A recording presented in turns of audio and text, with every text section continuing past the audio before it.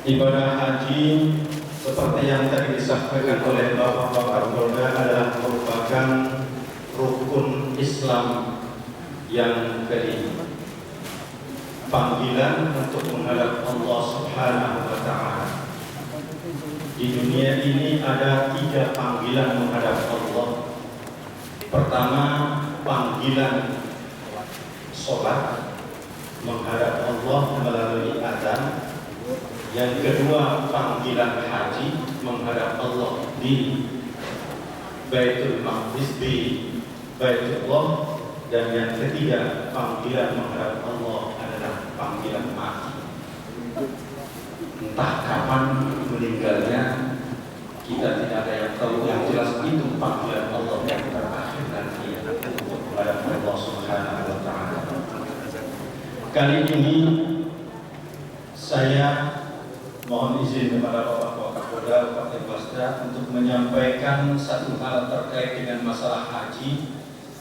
Saya tidak ingin menyampaikan bagaimana caranya berhaji, karena saya yakin semua sudah mendapatkan materi ini saat kita melaksanakan manasik di kantor-kantor kita atau di tempat pemberangkatan kita melalui Departemen Agama.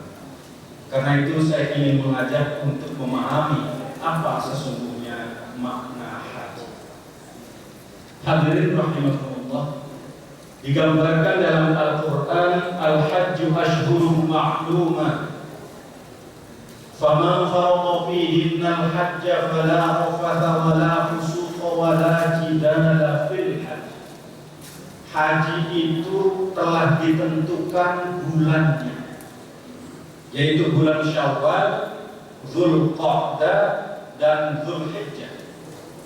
3 bulan ini adalah masa-masa pelaksanaan ibadah haji. Faman farada fihinnal hajja, kata Allah, barang siapa yang sudah menetapkan niatnya untuk melaksanakan ibadah haji, maka Allah berpesan 3 hal untuk orang yang mau berangkat haji. Pertama, kata Allah, fala rafath, jangan ngomong rafath. Rafath itu ngomong jorok, ingin diketawakan orang, ucapan yang sia-sia, tanpa makna, tanpa faidah. Sering kita kalau sudah ketemu dengan kawan-kawan kita, ketika ngobrol ingin kita diketawakan, ucapannya kemudian jorok. Mulai sekarang, fala rafath, kata Allah, jangan ngomong jorok. Sebaiknya kita ikuti seperti yang tadi disampaikan oleh Bapak Kapolda, perbanyak talbiyah. Bangun tidur baca talbiyah, mau berangkat ke kantor baca talbiyah, dalam kendaraan baca talbiyah, pulang kantor baca talbiyah, mau tidur baca talbiyah. Semakin menguatkan kita untuk memenuhi panggilan Allah Subhanahu wa Ta'ala. Jangan rafath. Sekali lagi, mulai sekarang gerakan tutup mulut untuk mengucapkan kata-kata rafath. Yang kedua, kata Allah, wala fusuq, jangan berbuat fasik. Dalam hal ini berbuat dosa, menggunjing, memfitnah, hasud, iri dan dengki, berbagai macam perbuatan-perbuatan dosa. Mulai sekarang dikendalikan. Kalau dulu mata kita sering melotot, orang lain tersinggung, mulai sekarang menunduk mata kita. Kalau dulu ucapan kita sering menyakiti orang, mulai sekarang ucapan kita mulai diperbaiki sehingga menyejukkan orang. Dulu pendengaran kita sering mendengarkan kata-kata yang kotor, gunjingan, adu domba dan sebagainya. Sekarang dengarkan kalimat-kalimat talbiyah. Semua diarahkan kepada kebaikan. Wala fusuq, kata Allah. Dan yang ketiga, Allah berpesan, wala jidal, jangan marah, jangan bertengkar. Mohon maaf, bapak-bapak calon haji, kenapa Allah berpesan demikian? Satu-satunya ibadah yang dipesankan oleh Allah, wala jidal, jangan marah. Tadi malah singgung oleh Bapak Kapolda, perbanyak kesabaran. Kemudian dari Pak Ketut juga, ketika sambutannya, mudah-mudahan kita bisa dibekali kesabaran. Kenapa? Satu-satunya ibadah yang punya potensi untuk bertengkar itu ibadah haji. Ibadah yang lain tidak ada. Sholat nggak ada orang bertengkar. Tempat yang kosong aja di Bang ini masih kosong. Zakat apalagi semua orang senang bagi-bagi zakat. Puasa semua orang merasakan laparnya dan sebagainya. Tapi haji mohon maaf, baru daftar saja banyak orang sudah bertengkar. Baru daftar, antri dari pagi panjang sekali di depan bank itu, satu persatu masuk lagi, maju satu langkah, maju lagi, kemudian satu masuk di banknya, keluar satu, maju satu langkah, terus dari pagi sampai siang. Sholat zuhur pun dilewati, takut nanti nggak kebagian masuk daftar di bank itu. Dilewati sholatnya terus untuk mengikuti baris daftar haji di bank. Begitu sudah setengah 3, tinggal 3 orang. Kata tukang bank, Pak, Bapak mohon maaf sudah dulu. Tinggal 3 orang. Loh, kata calon jamaah hajinya, tinggal 3 orang, Pak, kenapa ditutup? Kan Bapak masih di situ, ibu itu juga masih di situ, masih melayani kami. Iya Pak, sudah tutup sistemnya. Semakin nggak ngerti, orang kampung lagi apa sistem haji, bank dan sebagainya. Mulai marah. Kalau tahu sudah tutup jam sekarang, mestinya dikasih tahu dari tadi. Mulai marah. Macam-macam ucapannya orang mau haji. Baru daftar sudah marah. Kata tukang bank, sudah taruh aja, ibu bapak. 3 orang ini taruh di sini, titipkan ke kami. Besok saya dahulukan kaunya. Waktu itu besoknya datangnya agak lambat, yang lain sudah antri panjang sekali. Dia baru 3 orang datang langsung baris paling depan. Yang lain marah semua. Haji potensi untuk marah. Begitu 3 orang dimasukkan, namanya kebetulan Asrul Sani.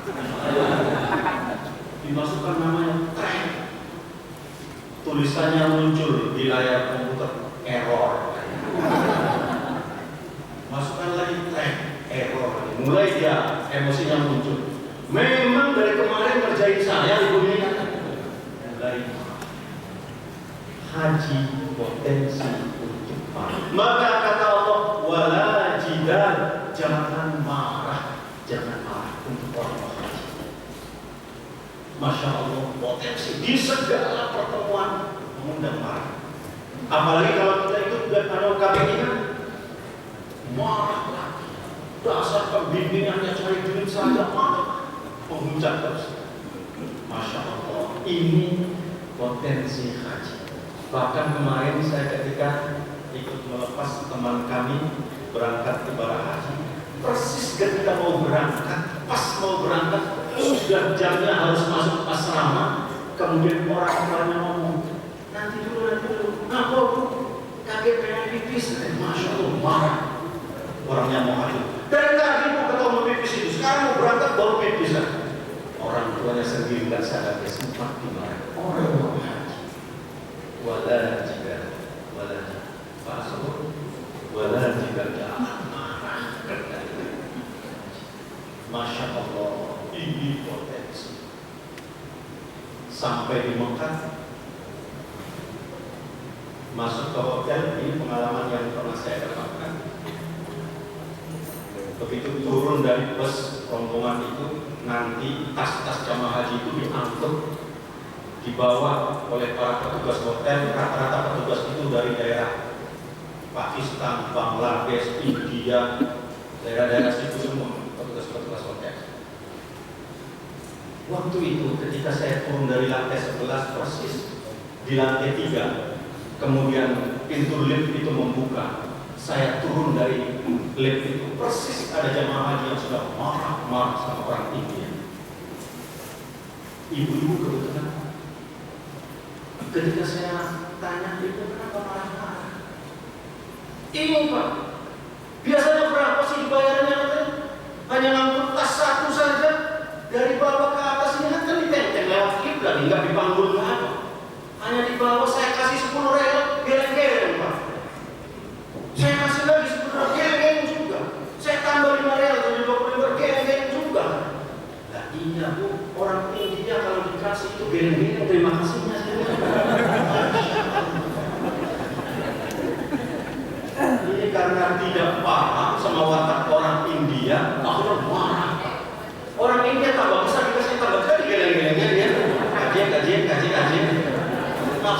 terima kasih, dia banyak bersyukur. Dikasih tambah marah orang Indonesia ini. Wala jangan banyak sekali. Belum lagi kita sering mendapatkan cerita kalau sholat di Masjidil Haram kita dilangkai katanya orang-orang hitam, semuanya hitam, tekan kepala di bawah, biarkan saja. Insya Allah ketika kita ikhlas memenuhi undangan Allah, semua itu tidak bakal kita temukan. Insya Allah tidak bakal kita temukan. Itu cerita orang-orang yang kadang memang dia membuat serem haji saja. Padahal haji adalah panggilan Allah yang sangat nikmat sekali. Kalau nggak percaya silakan tanya sama Pak Herman, tanyain sama Pak Abdul, Pak Rambu, sama ini kawan kita nih. Banyak. Sekali lagi, wala jangan marah Pak Asri. Kalau kemarin masih marah-marah, mulai sekarang senyum terus semuanya. Pokoknya berangkat ke kantor, salaman dengan istri senyum, ketemu dengan pengemis di jalan senyum, masuk kantor senyum, pulang kantor senyum, jangan sampai tidak ada orang tetap senyum. Tetap senyum, pasang muka senyum. Hadirin rahimakumullah. Setelah Allah berpesan dengan 3 hal ini, nanti pada tanggal 8 Zulhijjah seluruh jamaah haji akan didorong untuk menuju Arafah. 8 Zulhijjah tanggal berapa Pak? Haji tanggal berapa? 24 September 23, sekitar tanggal 22 seluruh jamaah haji akan didorong menuju Arafah. Ketika mau berangkat dibawa ke Arafah pada tanggal 8 Zulhijjah sore, biasanya setelah zuhur atau ada yang pagi juga akan diangkut menuju Arafah. Seluruh jamaah haji diperintahkan untuk menanggalkan seluruh pakaian yang kita pakai selama ini, diganti dengan pakaian yang sama, yaitu kain ihram. Pertanyaannya, mengapa pakaian harus ganti? Bukankah pakaian yang kita pakai selama ini suci, sitrul aurat, menutup aurat, sah untuk melaksanakan ibadah? Sah. Tapi mengapa pakaian itu harus diganti? Mohon maaf, jamaah yang dimuliakan Allah, pakaian ini telah melambangkan batas-batas kepalsuan di antara kita. Pakaian pembantu berbeda dengan pakaian majikan. Pakaian direktur berbeda dengan pakaian staf. Pakaian bos berbeda dengan pakaian karyawannya. Pakaian kopral berbeda dengan pakaian kasatnya, dengan pakaian pimpinannya, dan pakaian ini telah memberikan batas-batas kepalsuan di antara kita, yang kemudian manusia memakai pakaian ini dalam bentuk aku, suku, keturunanku, golonganku, etnisku, jabatanku, pangkatku, aku dalam berbagai keangkuhan. Maka aku seperti ini dalam bentuk pakaian kata, tanggalkan semuanya, ganti dengan pakaian yang sama, yaitu ihram. Ketika sudah menggunakan pakaian ihram, tidak ada lagi yang namanya majikan atau pembantu, tidak nampak lagi yang namanya bos atau karyawan, tidak nampak lagi direktur atau staf, bahkan tidak nampak lagi mana jenderal, mana kopral. Yang ada hanya satu, hamba Allah Subhanahu wa Ta'ala. Ketika mereka sama statusnya seperti ini, tanpa komando mereka bergerak menuju tempat yang sama, yaitu Arafah, mengucapkan kalimat yang sama, talbiyah, labbaik Allahumma labbaik. Di situ tetesan air mata mulai mengalir memenuhi panggilan Allah Subhanahu wa Ta'ala. Ingat akan kelemahan diri, ingat akan kebesaran Allah, ingat akan keluarga, ingat akan dosa, ingin bertobat, berbagai macam. Di situ campur mengatur perasaan dalam diri kita, memenuhi panggilan Allah menuju Allah. Kalimatnya talbiyah. Dan ketika kita sudah niat nawaitul hajja wal umrata lillah, ketika kita sudah menggunakan pakaian ihram, niat melaksanakan ibadah haji, larangan sudah mulai berlaku. Pertama, tidak boleh pakai uangnya. Yang kedua, tidak boleh isir, tidak boleh kemudian juga melakukan membunuh binatang, memetik pohon dan sebagainya. Larangan tadi boleh berlaku. Termasuk, mohon maaf, nanti tugas ibu-ibu, mohon maaf ibu-ibu, mengingatkan rata-rata bapak kalau sudah pakai ihram grogi. Suami laki-laki rata-rata grogi dengan alasan nanti dia lepaskan pakaian CD-nya. Nanti kalau sudah kuat pakaian ihramnya, CD baru dilepas. Biasanya lupa melepas. Bapak-bapak, biasanya lupa. Mohon maaf, saya tidak bermaksud ngomong jorok. Ibu-ibu sebaiknya ingatkan suaminya, Pak, CD-nya dilepas dulu. Kalau bapak masih juga belum dengar, pegang saja pantatnya, raba, ada nggak di situ CD-nya? Segera dilepas. Karena itu yang akan menyebabkan batalnya pakaian ihram. Untuk laki-laki tidak boleh menggunakan pakaian berjahit, lepas semuanya. Apalagi ada yang gelombang pertama nanti berangkat menuju Madinah dulu, dari Madinah langsung menuju Bir Ali. Di Bir Ali itu kita baru menggunakan pakaian ihram, kadang-kadang sudah sampai Mekah, ada yang belum dilepas. Sesama jamaah, kalau ada yang baru berangkatnya, tolong saling mengingatkan. Itu menjadi kesempurnaan dalam pelaksanaan atau keabsahan pelaksanaan ibadah haji kita. Sekali lagi, ibu, jangan kemudian malu dan ragu. Ingatkan bapak untuk masalah yang satu ini. Nanti kalau sudah didorong menggunakan pakaian ihram menuju ke Arafah, sebuah padang yang sangat luas sekali, di tengah-tengahnya ada sebuah bukit namanya Jabal Rahmah. Semua orang berkumpul di sana. Kenapa namanya Arafah? Arafah artinya faham. Arafah artinya mengerti. Arafah artinya tahu. Apa yang harus kita pahami? Apa yang harus kita mengerti? Apa yang harus kita tahu? Allah Subhanahu wa Ta'ala. Di sana kita bertemu dengan seluruh umat manusia, jutaan umat manusia kumpul pada titik yang sama di Arafah, pada tanggal yang sama di Arafah itu. Kita menyaksikan dari jarak jauh betapa manusia sangat kecil sekali. Mereka pun memandang kita sangat kecil. Di situ tumbuh kesadaran, ternyata kita ini adalah kecil di hadapan Allah Subhanahu wa Ta'ala. Sangat kecil sekali. Dan ternyata Bapak dan Ibu sekalian, kunci hidup nikmat itu Arafah, faham. Kalau hidup tidak faham dengan lingkungan, susah kita begini. Mohon maaf, dengan istri saja kalau kita tidak faham watak istri, kita bertengkar.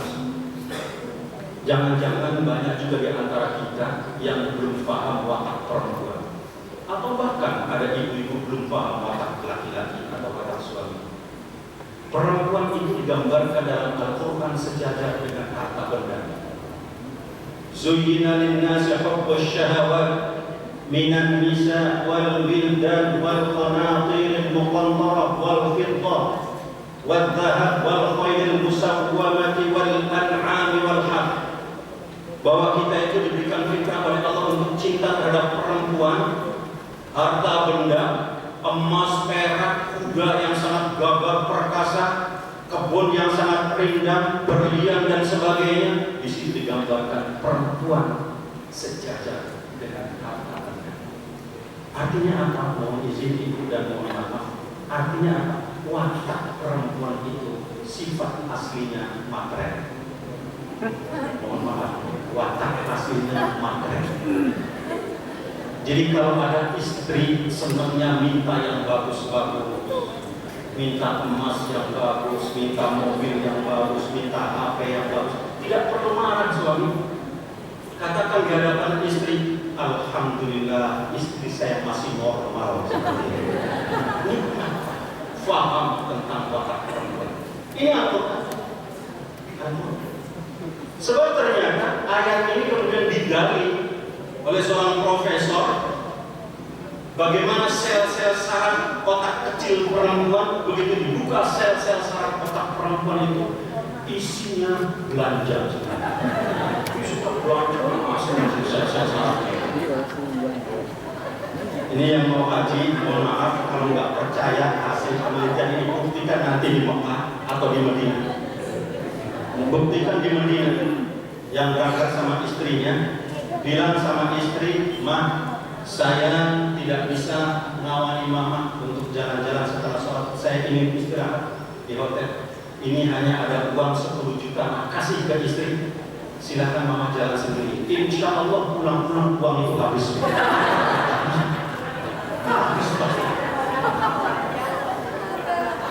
Oh, ini berdasarkan penelitian. Saya yakin begitu pulang masuk ke dalam kamar, Pak, ini dapatnya Pak, emas semua itu dari Madinah. Perempuan berwatak. Jangan marah saat begitu, Pak. Katakan alhamdulillah istri saya normal. Tapi fitrah ini bukan berarti harus kita biarkan. Itulah pentingnya agama untuk mengendalikan fitrah tadi. Agama masuk ke dalam diri kita untuk membimbing fitrah, jangan sampai dia fitrah. Ketika dia berbahaya bagi kehidupan kita. Ini nikmatnya faham pada istri. Jadi kalau kita jalan-jalan dengan istri di pasar nanti, Pak Asril ketemu dengan toko emas, jangan kedahuluan istri ngomong, "Mak, Masya Allah, emas itu sangat bagus sekali." Ucapkan dulu sehingga istri tidak banyak berbicara. Duluan yang mengucapkan. Ini teori yang pernah saya alami. Kalau kita sudah ngomong duluan, pasti dia diam. Ini kuncinya. Dan ibu-ibu juga harus ngerti watak suami. Masya Allah. Suami itu digambarkan dia memiliki sifat syaja'ah. Memiliki sifat syaja'ah. Sifat syaja'ah itu sifat yang penasaran terhadap yang lain. Penasaran. Sehingga ada istilah tadi digambarkan rumput tetangga lebih hijau dari rumput diri sendiri. Ada istilah ini. Sifat ini kemudian ketika dibuka sel-sel saraf otak laki-laki oleh profesor tadi, sel-sel saraf laki-laki ternyata isinya bukan belanja, tapi isinya rata-rata memikirkan tentang yang belanja tadi. Itu otak laki-laki. Sehingga mohon maaf ibu-ibu, kalau ibu-ibu naik mobil sama suami yang nyetir, di depan ada perempuan cantik, kemudian klakson bunyi, jangan marah. Katakan di depan suami, alhamdulillah suami saya normal. Itu mati seperti itu.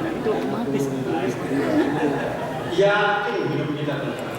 Dan ini kita berharap, insya Allah tidak bakal ada masalah. Faham. Maka Allah kemudian mendorong manusia setelah dihilangkan keangkuhannya, kesombongannya dengan mencopot semua baju-baju tadi, didorong oleh Allah ke Arafah untuk apa? Supaya orang itu faham. Bagaimana supaya pahamnya tumbuh? Maka Allah mengajarkan di sana dalam rukun haji agar wukuf. Apa artinya wukuf? Berhenti sejenak. Jangan kemudian Arafah lewat saja. Berhenti di sini. Malah kalau jamaah haji Indonesia, insya Allah lama wukufnya. Sudah sampai di Arafah itu tanggal 8 Dzulhijjah sore, sempat bermalam nanti, sampai pagi kita bisa menyaksikan matahari terbit, atau kita bisa jalan-jalan nanti ke Jabal Rahmah, sampai kemudian pada jam 12 tanggal 9 Dzulhijjah kita mulai melaksanakan wukuf. Berdoa, zikir, ampun kepada mengampuni dosa-dosa.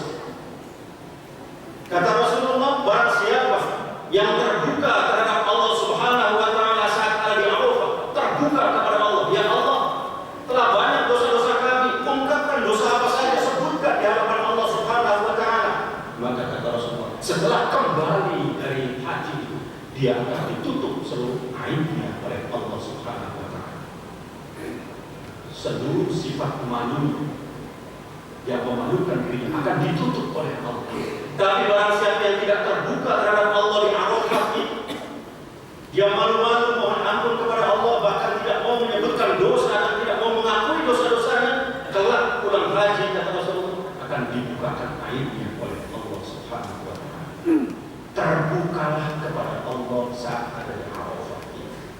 Terbuka malam hari, malam tanggal 9, mohon kepada Allah, keluar dari tenda, menghadapkan ke arah langit, terbuka luas di situ malam dan langit. Allah harapan kita menurunkan rahmat. Lebih-lebih malam itu kita sempat melaksanakan sholat tahajud di Arafah. Masya Allah, sangat indah sekali kita bertemu dengan Allah Subhanahu wa Ta'ala. Sangat indah di Arafah.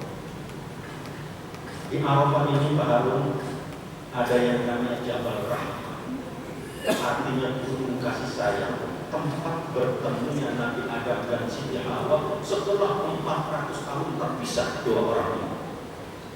Karena perbuatan dosa, Nabi Adam diturunkan di India, Siti Hawa diturunkan di Jeddah.